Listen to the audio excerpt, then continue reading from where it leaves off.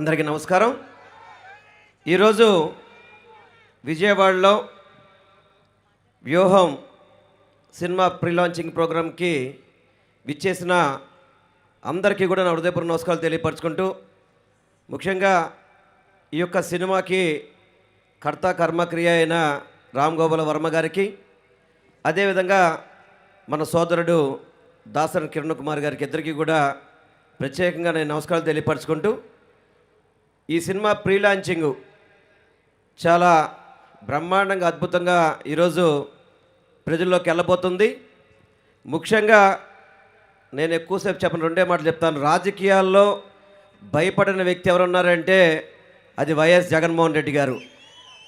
అదేవిధంగా సినిమా రంగంలో కూడా భయపడిన వ్యక్తి ఎవరున్నారంటే అది రామ్ గోపాల్ వర్మ గారు అని చెప్పి మీ అందరికీ కూడా తెలియపరచుకుంటున్నాను. ఎందుకంటే ఈ సినిమా తీస్తున్నప్పుడు ఎందుకు భయపడతారో అర్థం కావట్లేదు. చంద్రబాబు నాయుడు గారి, నారా లోకేష్ కానీ కోర్టులకు వేయడం, మీ సంగతి చూస్తామని చెప్పని ఆయన ముంబై మాఫియానే భయపడలేదు, మీ వ్యవసాయం ఎందుకు భయపడతారని చెప్పి మీ అందరికీ కూడా తెలియపరచుకుంటున్నా. ముఖ్యంగా